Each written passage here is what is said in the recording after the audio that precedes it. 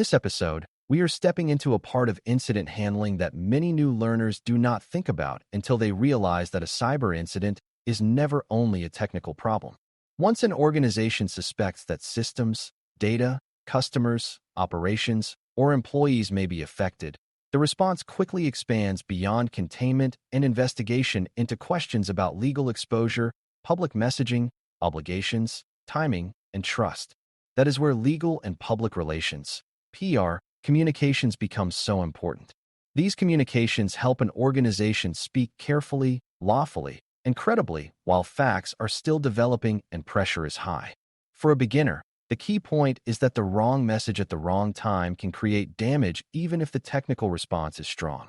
A mature organization therefore treats communication as part of incident management itself rather than as a separate activity that happens after the real work is done.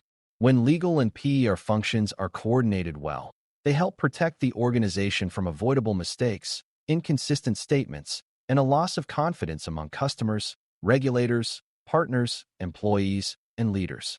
Before we continue, a quick note. This audio course is a companion to our course companion books. The first book is about the exam and provides detailed information on how to pass it best. The second book is a Kindle-only ebook that contains 1,000 flashcards that can be used on your mobile device or Kindle. Check them both out at cyberauthor.me in the Bare Metal Study Guide series. A useful starting point is understanding what legal communications and PR communications are trying to accomplish during an incident. Legal communication is focused on obligations, risk, evidence, rights, exposure, accuracy, and defensible decision-making. It helps the organization understand what it must do, what it should avoid saying too early, what records need to be preserved, and what downstream consequences may follow from the event. PR communication is focused on trust, reputation, clarity, tone, audience understanding, and the organization's external and internal voice. It helps shape how the event is explained to customers, the public, employees, partners, and sometimes the media. These two functions are different, but they are tightly connected. One guards against statements or actions that create legal harm, while the other helps the organization communicate in a calm, credible, and human way. If either side works in isolation, the result can be damaging. A message that sounds smooth but ignores legal reality can create future trouble, while a message that is legally careful but unreadable or cold can damage trust just as quickly. One of the biggest misconceptions beginners have is assuming legal communication is only about lawsuits and PR communication is only about talking to reporters after a breach becomes public. In reality, both functions often become relevant much earlier than that. Legal teams may need to help the organization evaluate notification obligations, preserve evidence, interpret contracts, advise on employee issues, review drafts, and guide how facts are documented while the investigation is still active. PR teams may need to prepare internal holding language, help leadership stay consistent, support employee messaging, and draft statements for customers or partners before any outside reporting begins. Even if no public announcement is made, communication still matters because people inside and around the organization will notice service disruption, account resets, unusual activity, or security changes. If the organization waits too long to involve legal and PR support, it may create conflicting messages, missed obligations, poorly worded updates, or public responses shaped by rumor instead of planning. Good incident handling therefore treats these teams as early partners when the situation has enough potential impact to justify broader coordination. Timing is one of the hardest parts of legal and PR communications because incidents unfold under uncertainty. In the early stage, technical teams are still trying to determine what happened, how far it spread, what data or systems may be affected, and whether the signs point to compromise, disruption, or attempted compromise with limited effect. During that stage, the organization still may need to say something to leaders, employees, customers, or partners. The challenge is speaking early enough to stay credible without speaking so early that guesses are presented as facts. Legal teams help manage that risk by emphasizing careful wording, known facts, and distinctions between confirmed information and open questions. PR teams help ensure that the wording remains understandable, calm, and responsive rather than robotic or evasive. For a new learner, This tension is one of the most important ideas in the whole topic. Good communication during an incident is not about waiting for total certainty, because that often comes too late. It is about telling the truth responsibly at each stage of knowledge, while keeping room for the story to develop as the investigation continues. Internal coordination sits at the center of effective legal and PR communications because the organization cannot speak clearly to outside audiences if it cannot speak clearly to itself first. During an incident, many people may be learning partial details at different times, including security staff, information technology teams, business leaders, customer support teams, HR, executives, legal advisors, and communication specialists.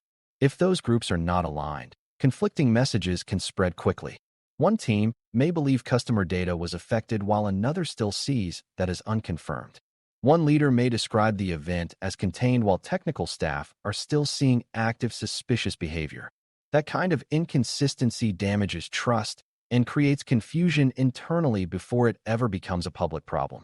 Strong coordination helps prevent this by making sure legal and PR teams receive timely updates from the technical response and that draft messaging reflects the same current understanding being used by incident leaders. For beginners, this shows that communication is not a final polished step. It depends on disciplined information flow inside the response process from the very beginning. Legal communication during an incident often begins with the question of obligation. The organization may need to determine whether laws, regulations, contracts, insurance requirements, or customer commitments create duties around notification, documentation, preservation, or timing. Different industries and jurisdictions may have different thresholds for what triggers those duties, and the details can become complicated quickly. The legal function helps interpret these obligations so that the organization does not guess, delay improperly, or make statements that later conflict with formal disclosures. This is important because a cyber incident can create exposure beyond the technical damage itself. An organization may face scrutiny not only for what happened, but also for how it responded, how quickly it notified affected parties, and whether it handled the matter with reasonable care. For a beginner, the practical lesson is that incident communication is partly governed by rules outside the security team. Technical responders may know the nature of the problem, but legal advisors help translate that problem into the framework of duties, rights, and risk that the organization must respect while the event is being managed. Another critical role for legal communication is helping preserve evidence and maintain disciplined records. During an incident, teams may gather logs, investigation notes, screenshots, ticket history, access records, and timelines that later become important for understanding the event, proving the reasonableness of the response, or supporting regulatory and legal review. Legal teams often help advise on what should be retained, how documentation should be handled, and how the organization should think about formal investigations or outside counsel involvement if the incident is serious enough. For a beginner, this is helpful because it shows that communication is not only about what gets announced. It is also about how the organization records its own actions and decisions. Sloppy documentation, careless speculation in written messages, and inconsistent internal explanations can create long-term problems even when the technical response was competent. Legal discipline encourages careful language, factual distinction, and respect for the possibility that incident records may later be reviewed by people well beyond the immediate response team. That is one reason precision matters so much in internal incident messaging. PR communication serves a different but equally important purpose.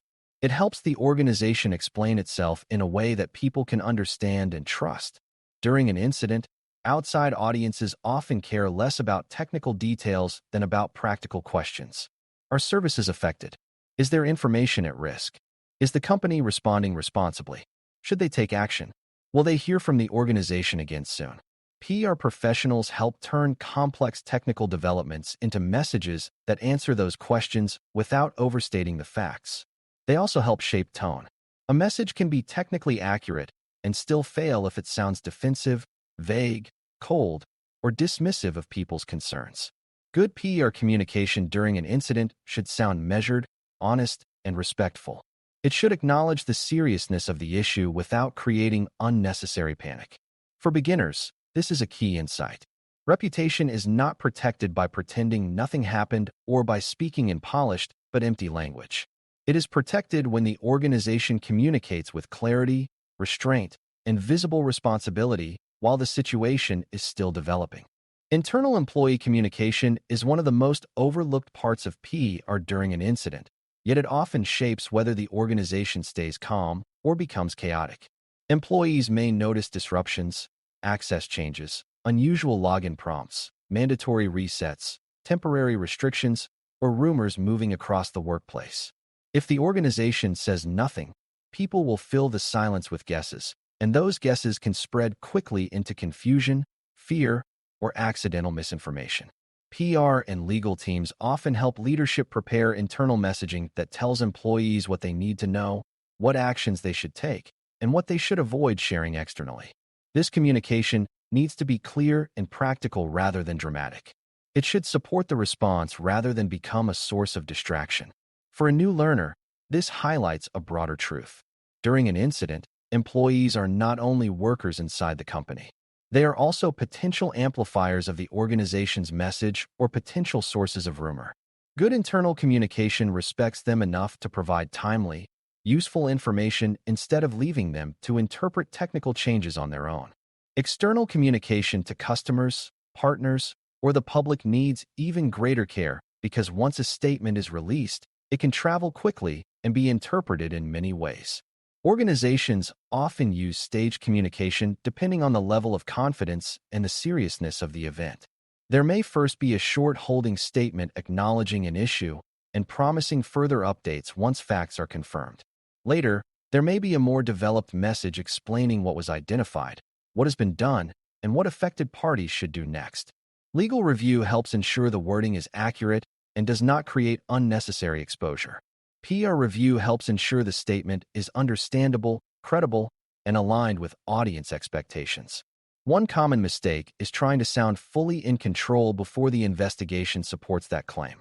Another is writing language so cautiously that it feels evasive or empty. A strong external message balances transparency with discipline. It shows that the organization is aware, active, and committed to updates without pretending to know more than it actually does at that moment. The media adds another layer of complexity because reporters often seek quick answers, clear attribution, and strong statements long before the organization has complete visibility. If a cyber incident attracts public attention, PR teams help manage inquiries, shape approved messaging, prepare spokespersons, and reduce the chance that different leaders or staff members say different things publicly. Legal input matters here as well because remarks to the media can create legal consequences if they speculate carelessly, assign blame prematurely, or misstate what the organization knew and when it knew it. For a beginner, it is important to understand that media communication is not only about large famous breaches. Even smaller organizations can face outside questions if customers complain publicly, a partner notices service impact, or a local reporter learns of the disruption. The goal is not to outtalk the story. The goal is to respond in a way that protects credibility while remaining grounded in verified information. A prepared, coordinated response is far safer than improvising under pressure with mixed facts and emotional language. Another essential part of this topic is consistency. Legal and PR communications during an incident must align with what technical teams know, what leaders are being told, and what customer-facing teams are saying in support channels, sales conversations, and partner communications. If customers hear one story from support, another from the company website, and another from a senior leader, trust can drop quickly even if the actual incident is relatively contained. Consistency does not mean every audience gets the exact same level of detail. It means the core facts, tone, and direction of the message do not conflict.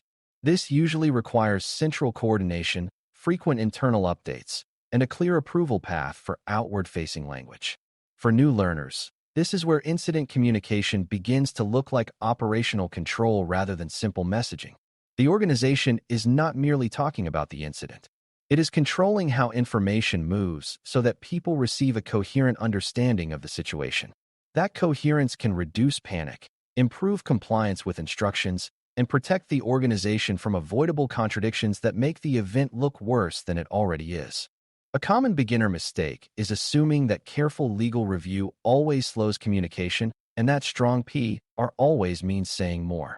In reality, good legal guidance and good PR discipline often make communication faster and better because they help the organization avoid rewrites, mixed messages, and unforced errors. Legal support brings structure to issues such as obligation, wording, preservation, and exposure. PR support brings structure to clarity, tone, audience fit, and message timing. Another mistake is believing that silence is always safer than a limited early statement. Sometimes silence only creates suspicion, rumor, and reputational harm. The better approach is usually controlled communication that is honest about what is known, what is not yet confirmed, and what the organization is doing next. For a beginner, this is one of the most practical lessons in the whole subject. Effective communication is not the same as maximum disclosure or maximum caution. It is disciplined communication that keeps the organization truthful, legally aware, and understandable while the incident continues to evolve. Consider a simple example involving a company that discovers suspicious activity in a customer support platform that stores account information and service history. The technical team is still investigating whether data was accessed or merely at risk. Legal advisors help determine what contractual and regulatory obligations might apply if access is confirmed, and they guide the wording so early messages do not imply certainty where none exists yet. PR professionals help craft an internal employee update, prepare a customer holding statement, and coordinate responses for support teams that may begin receiving questions immediately. Leadership receives a concise summary of impact, uncertainty, and communication options. As the investigation develops, the organization updates its messaging to reflect confirmed facts rather than initial assumptions. In that example, communication is not a side stream disconnected from the investigation. It moves in parallel with the technical work and helps the organization stay coherent, credible, and prepared. That is what strong legal and PR communications look like during a live incident. By the end of this discussion, the most important takeaway is that legal and PR communications during an incident are not cosmetic activities added after the technical team has done the real work. They are core parts of how the organization manages risk, trust, obligations, and public understanding while the event is still unfolding. Legal communication helps the organization think carefully about duties, records, precision, and downstream exposure. PR communication helps it speak clearly, consistently, and credibly to the people who need answers, reassurance, and guidance. When these functions are coordinated with the technical response, the organization is far better positioned to avoid contradictory statements, missed obligations, and preventable reputational damage. For a new CySA Plus learner, the mindset to keep is that a cyber incident is both a technical and a communication event. If the organization handles only the technology and neglects the message, it can still make the situation worse. Strong legal and PR communications help ensure that the response protects not just systems and data, but also trust, accountability, and the organization's ability to explain itself responsibly under pressure. Thanks for listening. For more audio courses, daily newsletters, and more, please visit baremetalcyber.com.